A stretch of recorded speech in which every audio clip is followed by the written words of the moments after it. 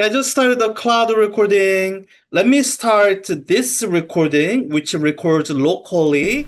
And this is what I'm going to be calling my backup recording. And what it is it's a backup of my face and also my audio locally that didn't go through the internet through the Zoom network. This is mostly for video editing purposes later. So the video link that I will share later after this session ends and Zoom processes the cloud recording, that won't have anything related to this, but I think I shared my orientation session recording from last semester that's on YouTube. And for the things I upload on YouTube, I edited on my computer, and when I did that I realized that it's nice to have a recording of my face always, even when I'm not using it always, just because sometimes it fills the gas or it's a reaction shot or whatever, and it was always difficult to get Zoom to consistently record my face. So that's why I'm doing this backup recording. You will see me start this basically at every one of these online sessions. So that's my backup recording. Let me put what's going to become my usual welcome message in the chat, and we'll get started. And welcome to someone who just joined, and those of you who are here or right on the hour. So let me put the welcome message first. Welcome. Thank you so much for joining in this online orientation session. If you have any questions, please feel free to unmute yourself and speak, or put your question into the chat window. I guess right now don't put your question into the chat window. Let me explain some of my setup. So when I do this virtual class session or online orientation session, any of these online sessions, I'm in my office that's attached to the classroom that you'll be in on Wednesday. I block all the outside lights so that any time of the day this background looks mostly consistent. Everything here is artificial. And I have a 2-screen setup. So you should be seeing my shared screen that's here showing the what I put as the announcement for the online orientation session. And I have a second screen that's physically located where my fingers are pointed at. And that's where I keep all the screen that I need for managing this session. So right now, don't put anything into the chat. I'm going to drag the chat window into the shared screen. So you should be seeing that. I have a Zoom setting that shows all my Zoom windows and menus. And the other screens that I have, like the participants list and all that I'll be very careful never to share, because I get the there's a matter of privacy. So with the people who are here, it's kind of a double A meeting. You're all there as a participant. But people who are not there, people who may be joining by recording the video, people who are watching the recording, there's a kind of level of information that they frankly shouldn't have access to. So I'm always going to be very careful about what I share on this shared screen, and the things that are on the second screen that I need to manage this meeting, I'm going to be very careful not to share it as much as possible. This chat window, which I very seldom drag into this shared window, this can be used to basically participate or interact during this meeting. So I do invite you to unmute yourself and speak, and I find that very few students make use of that option. And I imagine it's because when I do this when I join virtual meetings these days, when I join meetings virtually, like my professional development day last week, the reason I joined online was so that I could do other stuff on the side, and I don't really want to speak. If I wanted to speak, I would have been there in person. So if you don't want to speak, that's fine. Now, if you want to speak, that's also fine. But I'm highlighting this mainly so that I can point out one convention that I have decided to go with. When I invite people to speak, solicit questions, very often times I'll get nothing. And in person, this is one of the things that they teach you first when they are teaching you to teach, how to use silence as a pedagogical tool. you outlast your students in awkward silences, and that works great in person. And you will see me using that in our in-person lab session all the time. I've been teaching for a very long time, but online, whatever the human psychology is involved there, it doesn't work. I think when there's a silence here, no one, frankly, feels awkward other than maybe me. But so I've decided to go with a different convention, the convention that's more common in the broadcasting world, of just minimizing dead air. So you're going to hear me speak almost non-stop. Every now and then I might say questions, and I'll wait maybe 1 or 2 seconds and then move on. And I really want to make sure that people who are here in real time, that you don't misunderstand it as a disinvitation to questions. If you have questions, please unmute yourself and speak. Don't feel like you are interrupting anything, because I'm frankly giving you no other choice. I'm not pausing long enough for you to have a natural break to speak without interrupting. No, you're not going to have that, so just interrupt away. And if that feels a little bit too bold for your taste, then you can put your questions into the chat window, because chat is never interrupting. This is gonna be living on my second screen, and I glance at it from time to time. Now, I do want to make sure that people know any message that's sent to everyone in the chat, it is captured in the recording. So, so any questions you don't mind being captured in the recording, then great. Put it into chat, send it to everyone. If you have a question that you would rather not be captured in the recording, then you can, click on who to send it to. Send it just to me. I will still see it in my second screen once I move this back. But your questions sent privately to me, it won't be captured in the recording. And as I said at the beginning of this long explanation, I'm very careful about not dragging this into the shared screen. So I'm going to drag it back to the second screen, and I'm not going to drag it back into shared screen for the remainder of this session. So that's my long explanation of my setup. And I won't go through this every single time. I do this at the very first meeting and maybe the first virtual class session.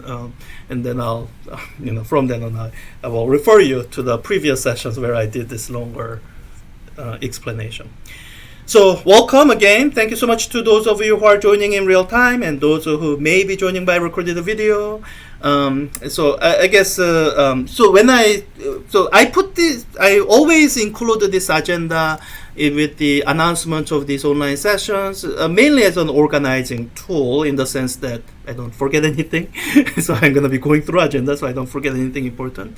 So in the introduction, saying hi, this is actually a reminder for me to have some opportunity for pre-recorded or the introductions before recording starts.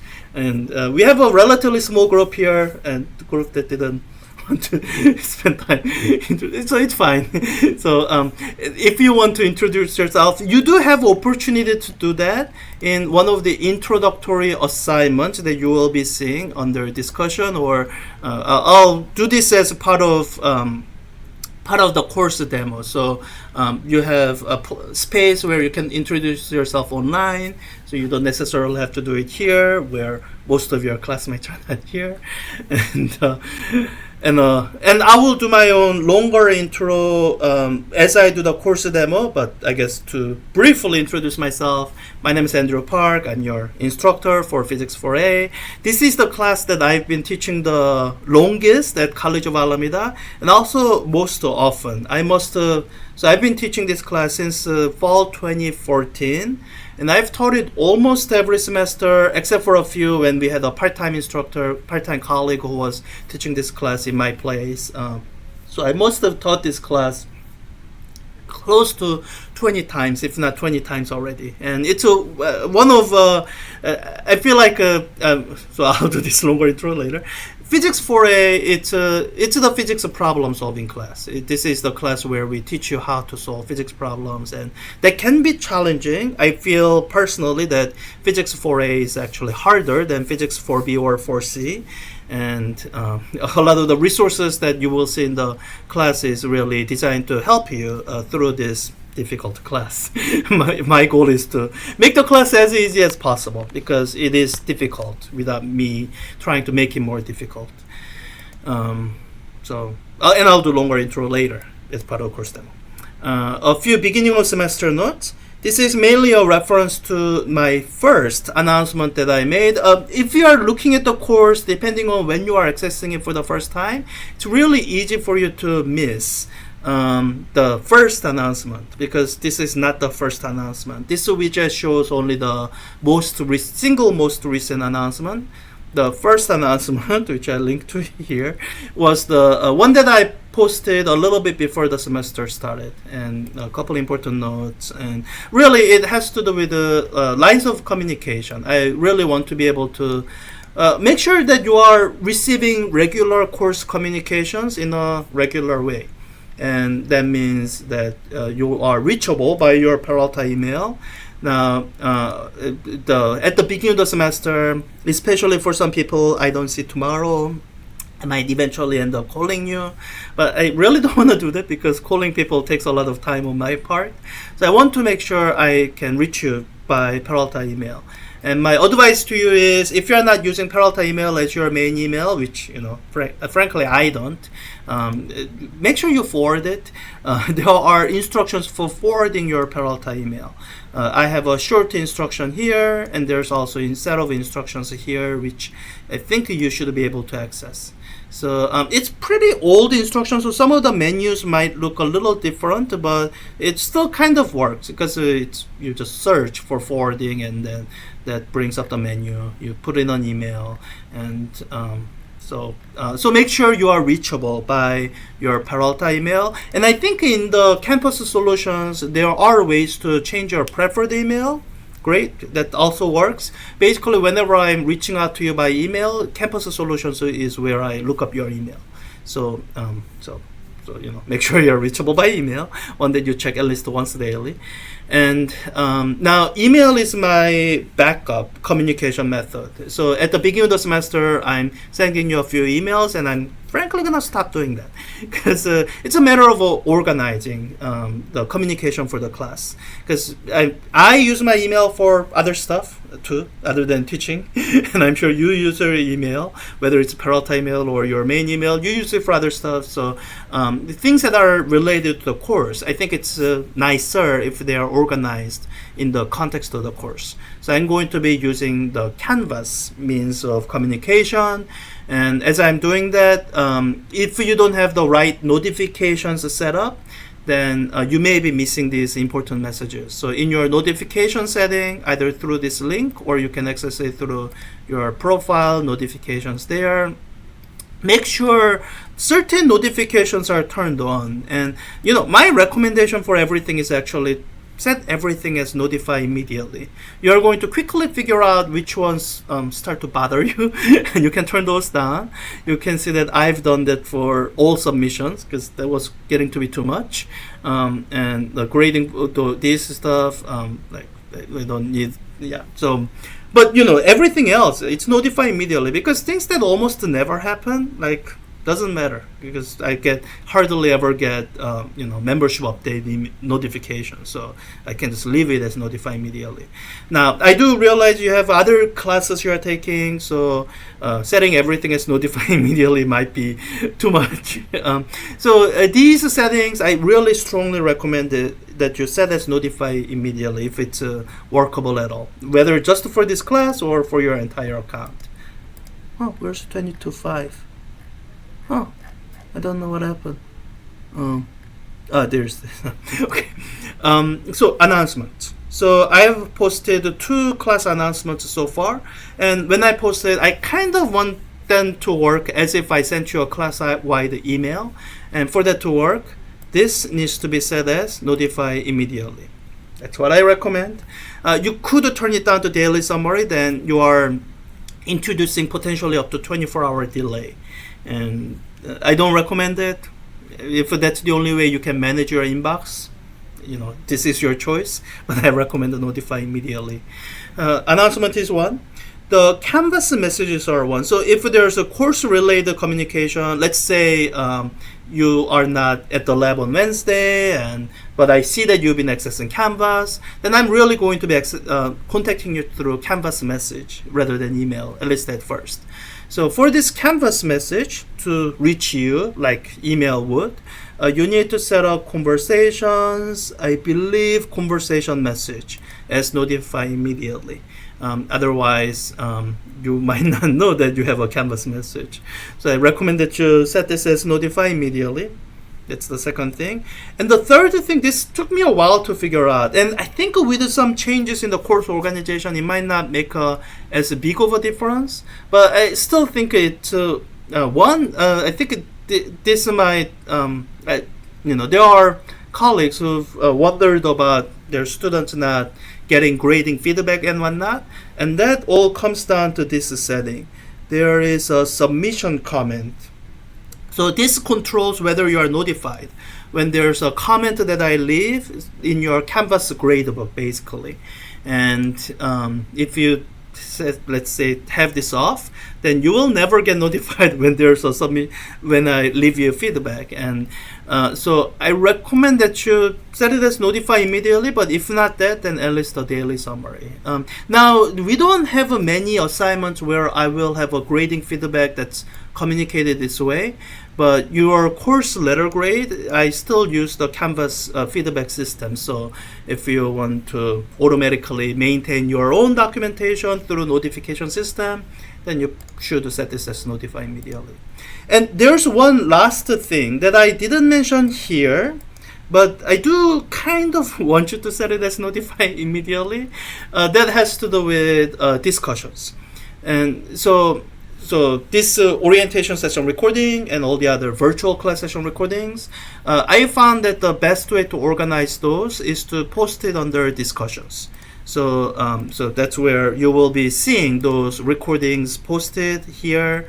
And so this will be filling up as the semester goes on. And I guess you could always come here and check if there are new recordings. But if you want to be notified when there's a new recording, then you need to set this notification setting under discussions. Now, I realize some of these can get really annoying, especially if you are taking other online classes and if you have instructors who have these unrealistic, post on a weekly discussion once and reply to 2 other classmates. Like, this can really get overwhelming. So if you want to turn this off, sure, I get it. Doesn't affect my class. What I would ask you to set as notify immediately is mute topic. So when I have a new recording that I'm posting, I'm going to create it as a new topic. So under discussions, new topic, please set it as notify immediately if you are interested in those recordings and you want to be notified. And also, these discussions are set up in a way where anybody can add a discussion. Like if I go in as a test student, even test student can add a new discussion. And for this to work, for you to actually be able to reach your classmates this way, you kind of a critical number of people need to set their notification setting where they actually get notified over your new topic. So from that kind of class community sense, I would ask as many of you as can stand it, set new topic under discussions as notify immediately. So those are the lines of communication, making sure you receive regular course communications in a regular way. I do lean rather heavily on our weekly in-person lab. That's where I can really see who's still participating in class or not. So these are not quite as critical as it would be if this was 100% online class, but still, once a week, it's not frequent enough. Sometimes on your side, on the student side, people think, I only missed 2 lab meetings or 3 lab meetings in a row. But, from my end, you were away from class for 2 weeks or 3 weeks, entire month. And in that case, I have to try to reach out to you via online methods, and I want to make sure you are reachable in using online methods. So that's the first agenda item here, saying hi, few beginning semester notes. And I guess the rest of the time here, I will spend it on course demo. And because I'll be doing that, let me just take care of these quickly. So reminder of Wednesday's in-person lab session. Please plan to attend. And if I think in the bunch of places I tell you, lab session Wednesday 6 p.m. We are at A60 Atlantic Avenue, which is our street address at Peralta Science Annex. We are not on the main campus. Please don't go to the main campus. Then it'll take you another 10 minutes to get here. A60 Atlantic Avenue is where we are. It's the first classroom you will see when you walk in, and if you drive, there's plenty of parking right outside the building. You can just park right outside. So I see someone asking about the. So it pertains to the course prereq. Let me talk to that person after the session because it's more of an individual thing. So let's see. So reminder of the lab session. Now, if you can't attend the lab session, please make sure I know that you can't and why. Now, if you can't regularly attend the lab session, then this class is not for you. You do need to be able to regularly attend the lab session. And in the first 2 weeks, because I have under California Code of Regulations for community colleges, I have obligation to drop students who are not participating. That's why I need to know if you are not going to be present for some really valid reason. One person already contacted me, and that person had the documentation and everything, so that person is excused. I'm not dropping that person. But if you can't be present for some reason, then please make sure you are in attendance so that I don't drop you. And I will reach out to you first, but each kind of lack of communication increases your chance that you may get dropped. That's one reminder about the Wednesday's lab session. And so in the syllabus, you will see the virtual class session and office hours posted already. I figured out at some point that, I used to not set office hours and virtual class session until I gather some feedback, but that process wasn't really affecting the decision. So what I'm doing now instead is I already have hours that I thought would work for me. These are the times that work great for me.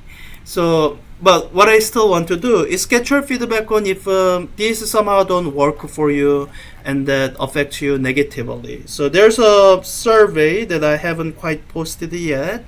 I'm going to be publishing this survey now. And my request is please fill it out. And when you go to do the survey, then you are going to see, these are the times that's been selected. If it doesn't work, please let me know what other times might work. And same thing with the office hour. If these times somehow don't work, please let me know what other times might work. And any other requests. If it's just one person, well, I'll take a look, especially if I spot any patterns, then I'm open to changing these hours. We'll see. If it's a kind of an occasional thing, if it's only one person and, you can't make these hours, but you weren't planning on coming in every week anyway, then we do have appointments outside of regularly scheduled office hours. So if you think this might work, then great. I guess that's kind of part of the consideration. But if you were hoping to be able to make more regular use of office hours and these times and locations don't work for you, then okay, let me know.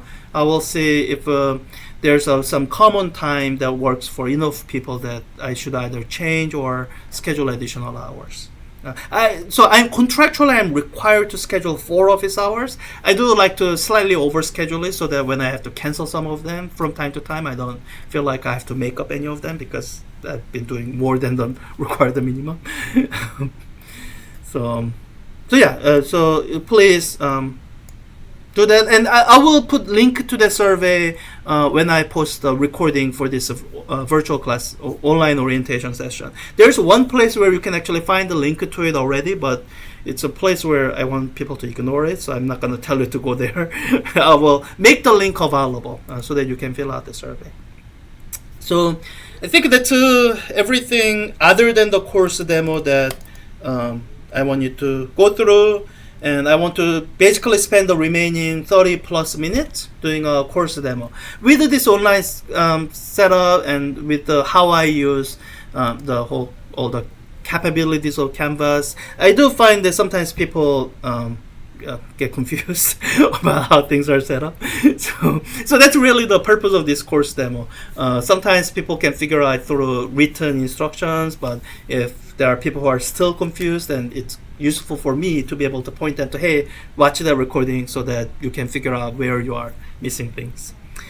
So if there are any questions before I start that demo, please let me know. Assuming there aren't any questions, I mentioned how I'm not going to pause that long for questions. Let me go into test student mode and basically just work through the course material, like a student would. And you will see that most of the stuff are disabled here because I like my course to look clean. So you won't see direct links to assignments because frankly, I don't want you skipping to assignments anyway. And you want to see direct link to pages. So this is actually the thing that I think causes most confusion for people. And I wish I could disable it. And if I could, I would. And I can't. That's why it's not disabled. It's this to-do bar. It supposedly gives you direct link to the assignment. Sorry, 1 second. I heard something. Disable the assignment link on purpose so that you cannot directly access it outside of the context where they are in. Now, people will look at this to-do bar and find the assignment links there. And then they think, oh, let me just go straight to lecture 1. I know everything. I can skip everything else. Let me just do that work. And so to-do bar, it gives you the link. It doesn't give you the access. Because I use Canvas module requirements, you have to progress through the course in a linear order. Now, if you actually read the error message here, then you can figure it out. But sometimes people don't do that. They just read this sentence and they message me saying, "Hey, professor, this is due tonight. Can you please unlock it?" Okay. This sentence, from my perspective, it's an incomplete sentence. It says it hasn't been unlocked yet. It doesn't say by whom. It's missing this passive sentence is missing the agent. It hasn't been unlocked yet by you. There's nothing I've done other than setting the module requirements that prevents this access. You have to go through these set of actions in order to unlock this item so that you can access it. So if I could just disable the to-do bar, I would. I can't, so it's there. My recommendation to you is ignore it because I do. In fact, I have to because your to-do items are different from my to-do items. My to-do items relate to my instructor role. So that's why this is that what's on your to-do bar. Until it's confusing my students, I wasn't even thinking about it because this is not what I see. So my recommendation to you is ignore it. Nothing in the course is designed with this to-do bar in mind, and in fact, the things that I do kind of makes this to-do bar not work all that well anyway. So ignore it. So what you should do instead is on this beautiful homepage, which took me hours to actually. It didn't take me hours, but these buttons, it took effort. You can read it. Welcome to Physics 4A. Please click on Start Here button below to get started. So you can click on that. Now that might work. I think that's meant to work the first time you access it. It'll always come to this page, so you don't want to come here every single time. But when you are here for the first time, great. You are on this page where you are meant to start, and nothing's blocking your access. Read it through the page. Now you might have seen this already. Then as I say in the top, skip to the next. It's fine. Information is there in case you haven't seen it before. And now I have all these pages and all the Canvas pages. Please read it. Right now, you are going to see me not really read it, mainly because you will hear me joke later and frequently throughout the semester that test student is my worst student. He never does anything that he feels he doesn't have to. He's lazy, he's arrogant, he's bad. So don't do what the test student is doing, which is ignoring all this information. And I guess so I do recommend that you read it. And from my perspective, it comes down to a balance between how much effort am I willing to put in to make sure that you are actually reading this material? I kind of feel like I've done my job as an instructor by making this material available to you. If you choose not to read it, then I've done all that I'm willing to do until we get to a certain point. So there are certain items where I do really want you to read it, and I'm willing to put in more effort for that particular item that you actually read it. So this is where, at some point you see this screen that blocks your access to the discussion the normal way. Again, not unlocked yet by you, not me. In fact, when someone reaches out asking to me to unlock it, I actually can't. I can unlock it for you without removing the module requirement for everyone in the class. You actually meet this requirement, must score at least some number of points. So you can go to Honor Code Pledge here and do it. There's some action that you actually have to take here. Now, so the recommended way that I recommend that you work through this class is the modules view, and I think I mentioned it here. This course is best viewed through the modules. I have a link here, there's a link in the sidebar. In the modules is where you will see everything that's required for the class. You will see it in linear order, in the order in which they are required. You will see what the requirements are. For most of the items, you will see that the requirements are view. And view just means your web browser has accessed the page. This is where I want to make sure you are aware that this information exists. And I wasn't really willing to put in more effort than that to make sure that you read it, but please read it. And places where I do really want to make sure to slow you down, make sure you actually read it. There are different kinds of requirements. Score, contribute. Later on, there's gonna be like a mark as done. Oh, those are kind of gone. There will be a requirement called the mark as done that'll come up later in I guess in the LAM modules so mark as done just takes one more click. That's all that is. So let me go to the Honor Code Pledge and actually complete the pledge. And this actually, this recording of me completing the Honor Code Pledge as test student serves, again, multiple purposes. It serves the purpose of me demonstrating the operation of the class, and a lot of times, I think almost every semester, some people do this wrong. Please read the instructions. It's not long. I don't think these are hard instructions to follow, but some people either get into habit of not reading stuff, or I don't know why. Or, I guess in a class of 40, if one or two people are doing it wrong, that's actually a pretty good statistics. So one way in which people can do this wrong is you might just type in your name. That's not the instruction. Please don't do that. It doesn't say type in your name. It says please type below indented text in the answer box, replacing this with your own name. And it says please make sure you're typing the text. And it even threatens you that if you copy and paste, that will be a violation of honor code, meaning you are cheating. But I think sometimes some students get into this habit of cheating.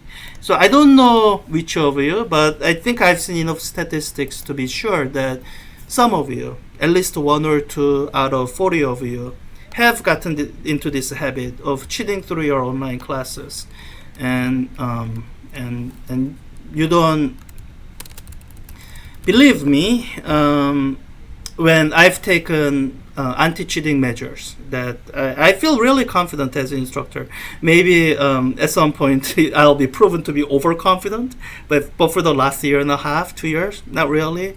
I can confidently say that in the last year and a half, 2 years, I did not have to give an A or B that I regretted, where after having to give that grade, I thought, oh, that person cheated, that person shouldn't have gotten an A, that person shouldn't have gotten a B.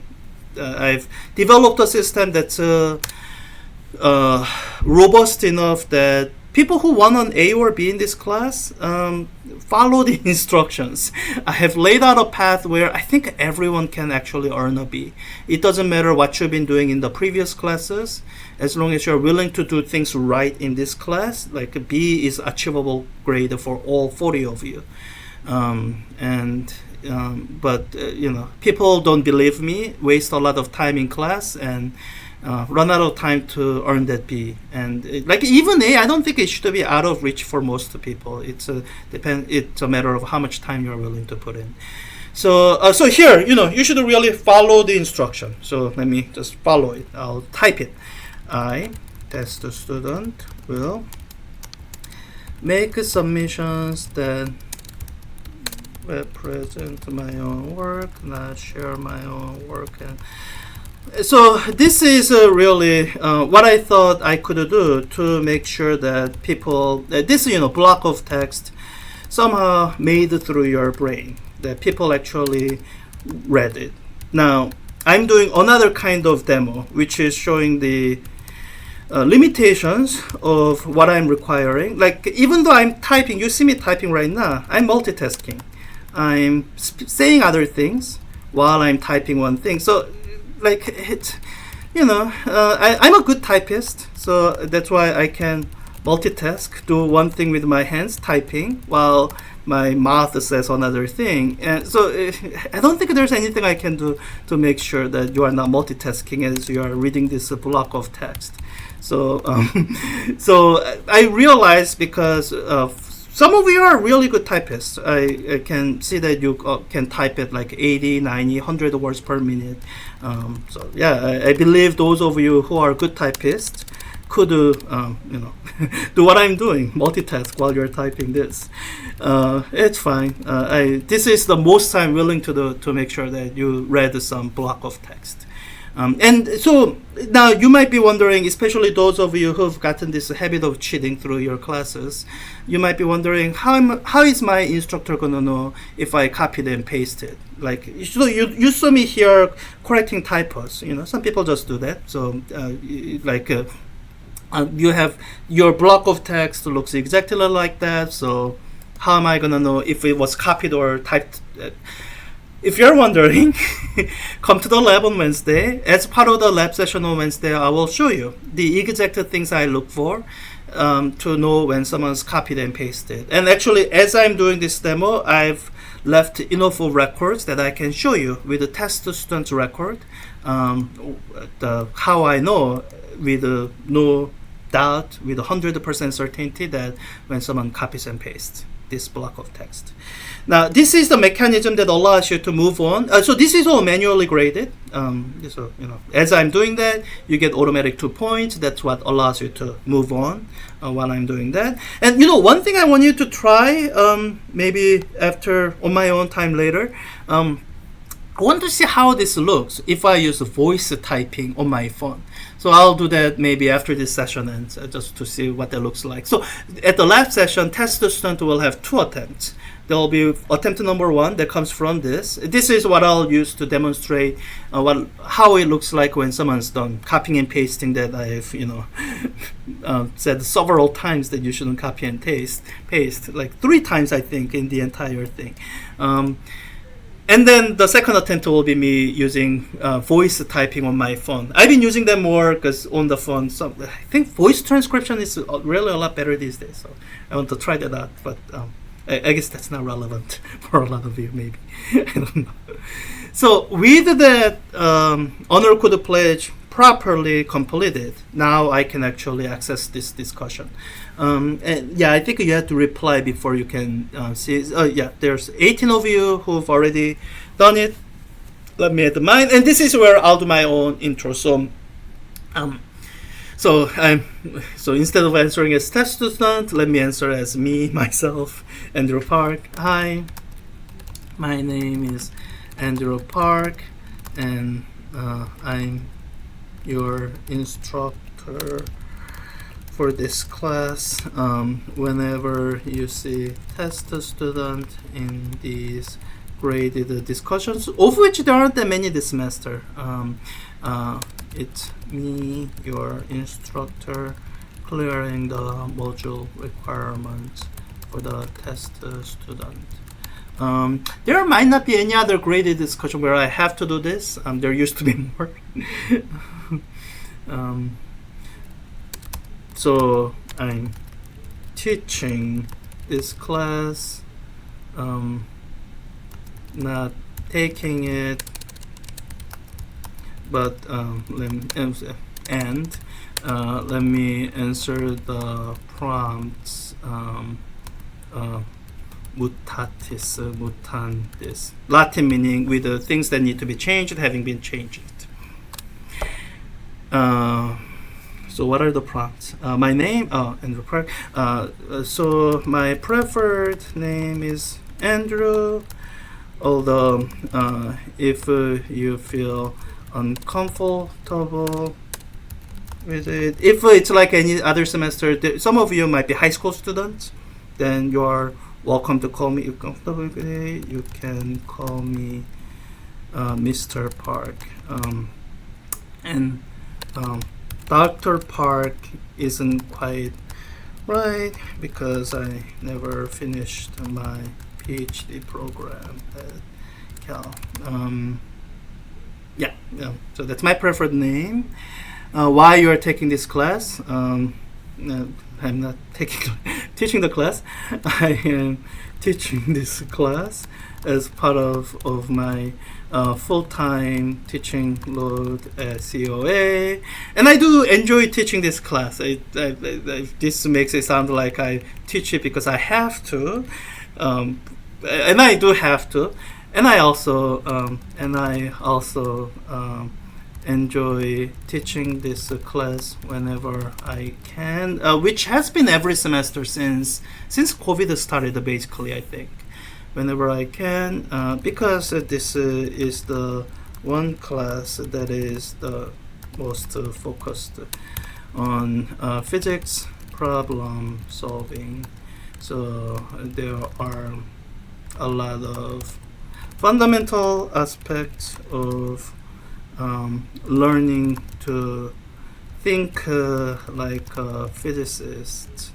That's part of this class. That's a very long run-on stuff that's probably not grammatically perfect. It's fine. And I enjoy demonstrating that. And other remainder of the questions, how I'll answer the last one. So I learn best when I was a student, and occasionally when I have to learn new things as part of continuing education. By reading, I find that reading a textbook is the most efficient way to learn. I can speed, read, skim, spot the information I need without tripping over extraneous information.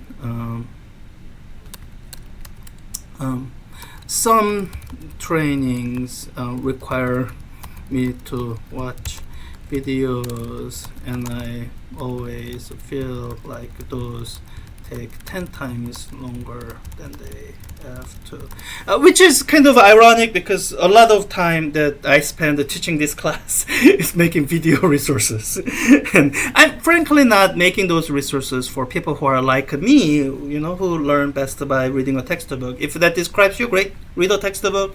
As long as you learn how to solve physics problems, that's all you need. Videos, if you have to watch it at twice the speed, great, that works.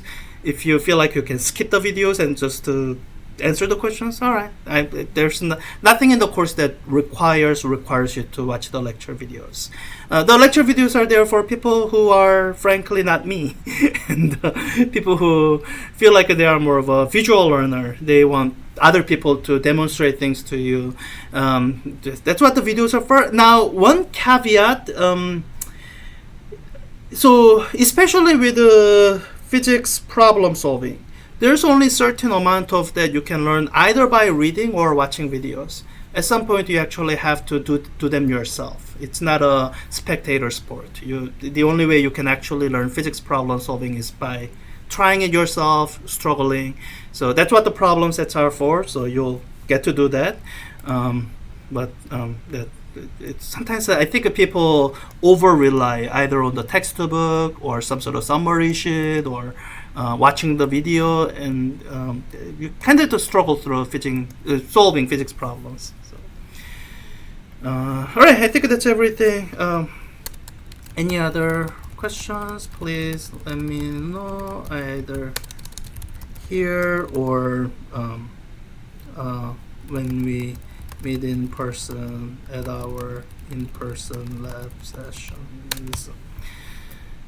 Alright, so I do have to be a little bit careful after I reply. Basically, any names that pop up, I have to blur them out in the video. Oh, maybe I actually avoided that. Did I? Yeah, okay. So I'm gonna be very careful not to show any of your names, because any names that show, I have to blur them out for the YouTube video. So if I can avoid that, then great. I don't have to blur anything.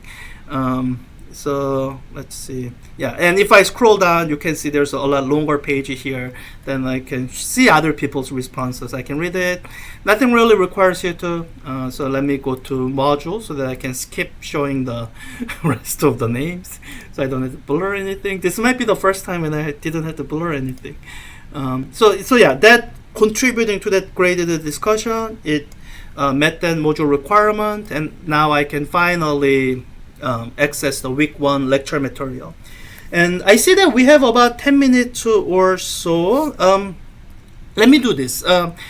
So I'm going to get through this kind of in a way that I don't recommend that you do, but I'm going to get through it, mainly so that I can demonstrate some new things with this graded discussion.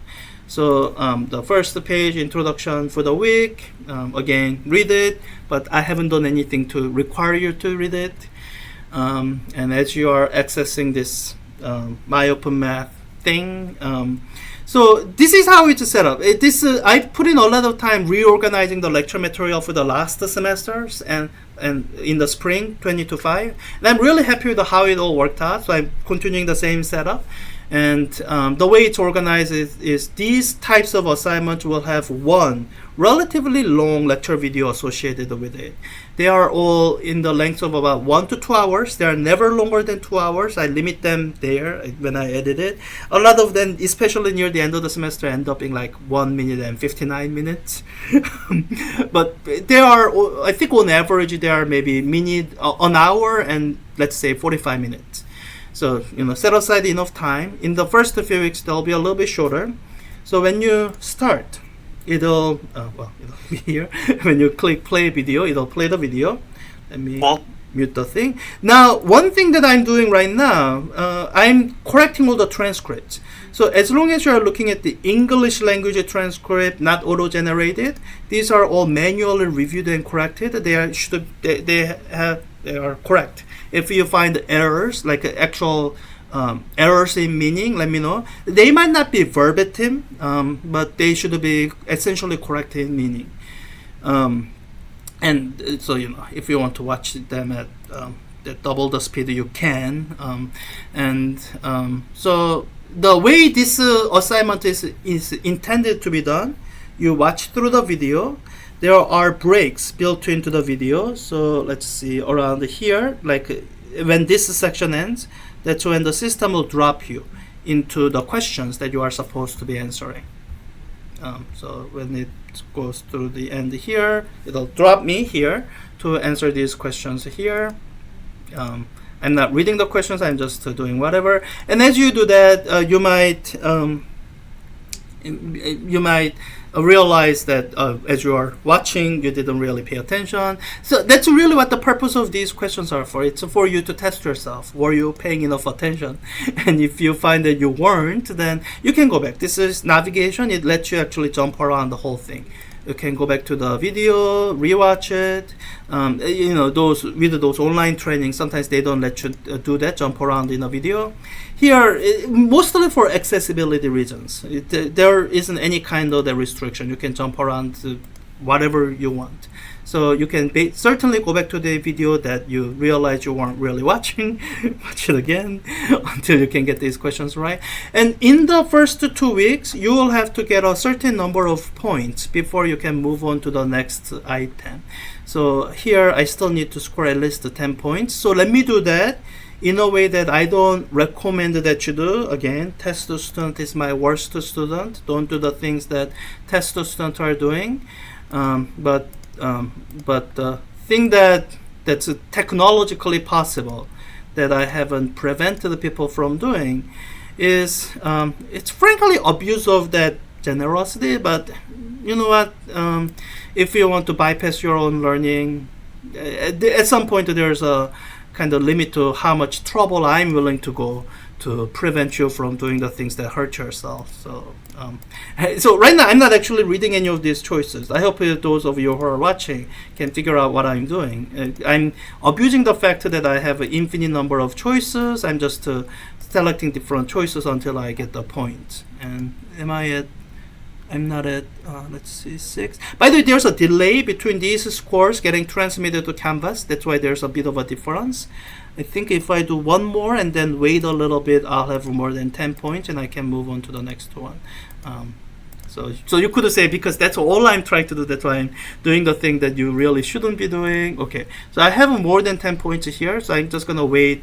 There's a built-in delay. I think my OpenMath waits maybe about a minute before it transmits the updated score.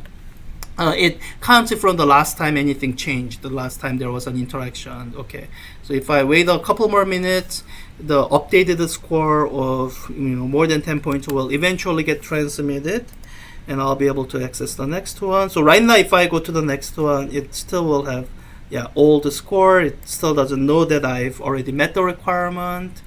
Let me wait a little bit.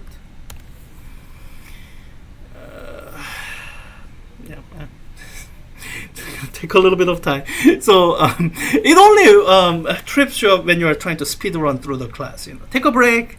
Use the restroom, grab a cup of coffee or tea. Now, if we somehow doesn't update in like a 5 minutes or so, do let me know. It should never take more than 5 minutes. Yeah, finally updated. Now I can access the next discussion. And this is what I want you to show. So this discussion prompt is new this semester. I have a prompt that I used for last year and a half or so. And there are two updates that one made me want to just revamp this discussion. One is OpenAI, the leading generative AI company. They released something called study mode. And this is something, I'm not surprised they did this. Because ChatGPT, it's really different from Check. If some of you heard of Check, educational support, it's a cheating company. I don't think there's any way you can use Check, that's not cheating. Because their tutors, they're not trained to tutor you. They're basically incentivized to give you answers. But generative AI, because it's so interactive, I think I've believed for more than a year that it can be used as a learning tool. And OpenAI released a new mode that actually allows you to use that tool to learn. So for example, if I go to ChatGPT through this link, and I have a paid for account, and I think I'm already logged in there. So if I use, and it knows I'm Andrew because I gave it personalization. There's not memory. Yeah, there's a custom instruction that basically tells you my name. And I used to have something here, but I got annoyed by ChatGPT mentioning it. So it knows my name. That's how it knows my name. Also my account. So if you're in the study and learn mode, then you might do something like this. So here, I'm choose a question from textbook and ask. So in a page not found. Okay, I don't know why I did that. So normally, if you copy and paste in something like this without being in a study mode, ChatGPT will usually just answer the whole thing for you. That's like a check. It's a cheating tool. Because I think it's most people's preference when they ask questions of our obedient servant AI. They don't want a lot of backtalk. They want the answer. they want shortcuts. Nobody likes working. But when you're in the study mode, you are telling ChatGPT that's not what you want. You actually want to learn. So it ought to kind of guide you through learning. Maybe it'll give you some of the answers, but it should invite you, hey, would you try something else? So let me see if it does that. Yeah, cool problem and all that. And it's a conversational partner that'll help you kind of work through this like a tutor. So I think this is great. I actually have a prompt that I used to use last semester and a couple semesters before, working through a problem set, demonstrating how to use ChatGPT as a tutor. And I think when you're in a study mode, like all of that is automatically done for you. So turn on study mode, use ChatGPT as a learning tool. Great. All of that I wholeheartedly endorse. Now, sometimes it'll be wrong. So if it tells you something that's odd that you think it might be wrong, check with me because it can be wrong. So that's one way in which you can to complete this graded discussion. Use ChatGPT in study mode and post a link. Share the link. I'll look through it, see if it looks like, and it'll also give me a way to see how that study mode works in a few different settings. Now, this got released at the end of July. I'm happy they did it. That wasn't actually my plan when I was planning for this semester. I was actually working on a class GPT, COA Physics GPT. That's what I was working on before they released the study mode. So within this GPT, I gave it some custom instruction that's like the instruction that I used to use when I was demonstrating how to use ChatGPT as a tutor. And that's built in here. So if I do the same thing here, it shouldn't give me the entire thing right away, because there's in the custom instructions there's a thing about how the GPT is supposed to help students learn. They're helping you prepare for the required one-on-one meeting, which I guess I'll talk about them more in the lab session. That's the required one-on-one meeting. That's my bulletproof anti-cheating mechanism that I think it's better for me because it keeps me from worrying about a bunch of stuff, and I think it's better for you because it's such a robust mechanism to make sure that people are going through the course honestly. I can give you lots of flexibility, like using generative AI, because really the only way people will earn on A or B is by demonstrating that you know how to solve physics problems. I don't mind if you use the generative AI as long as you use it to learn, not use it to cut corners. And I don't really need to see every one of your sessions with the ChatGPT to know if you learned or not. In that required one-on-one meeting, I'll be seeing if you learned anything from whatever it is you used to work through the course materials. As soon as this gives an answer, I will demonstrate with one prompt. I guess one reason why you might want to use this instead of more robust mode that's already built in through OpenAI. As soon as this finishes answering, I don't know why it's taking so long. It comes down to, with this COA Physics GPT, I've given it access to some course material. So yeah, so in terms of like how it behaves, not giving you all the answers right away, it should work kind of like a study mode. So why would you use this kind of alpha software rather than what OpenAI has? It comes down to this has course-specific knowledge. So in a few weeks, we are going to be going through something that we call standard strategy. If you ask a regular ChatGPT, let's say in study mode, what is standard strategy? It will have no idea. Like it needs more context. Like it doesn't even know by default if you're in a physics class. So even if you say physics mechanics, it still won't know what standard strategy means even in mechanics. Although this is getting pretty close. Yeah, this is getting pretty close. But this is not the actual standard strategy that we teach. In the COA Physics GPT, you can ask, what is standard strategy? And it'll know from the course notes that I provided to it exactly what that is. So it has a course-specific content.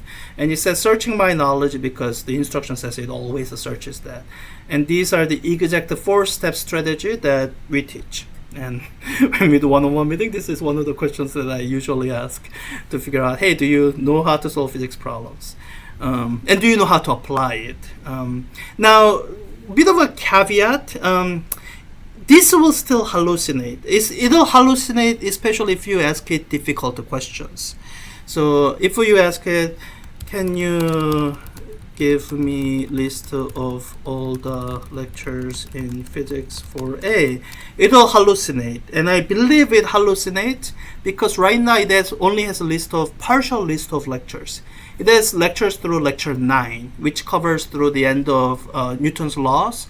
And I'm still processing through the rest of the transcript, so it doesn't have energy. And I think looking at the partial list, it knows that it doesn't have a full list of lectures, so it makes up the rest. So this is wrong. Like if you look at the list of lectures in modules view, like up to maybe lecture 3 is right. 4 is where we introduce Newton's law, so from here on it's just making up stuff. So just be aware that it still hallucinate, especially if you are asking it difficult questions. But if you ask, can you look in lecture notes for lecture 4? I think that the title is wrong, and I would like in detail what's covered in lecture 4. Sometimes when you tell it to actually look at the available resource, it might get better. No, it's still hallucinating. So, be aware of that. I think once I give it a complete set of lecture notes, so this semester we're kind of testing this stuff out. So just be aware it can hallucinate. If it's doing that in a way that's hurting your learning, do let me know. If it's something I can fix, I'll fix. This I tried to fix and it wasn't quite working. Releasing the alpha version. So I think that's everything that I have time for. I'm already over time, and I think I've demonstrated all the key parts of the course that I need to demonstrate. So I think so if there are any questions people want to ask for the recording, then please ask now. Otherwise, let me say goodbye to people joining by recorded video, by which I mean I'm gonna stop the recording, and then I'll stay online briefly for people who are here who may have wanted to ask questions that they didn't want to ask on recording, and the one student who had a question about course prerequisites. So saying goodbye to people joining by recorded video. And recording stopped. Let me stop my backup recording.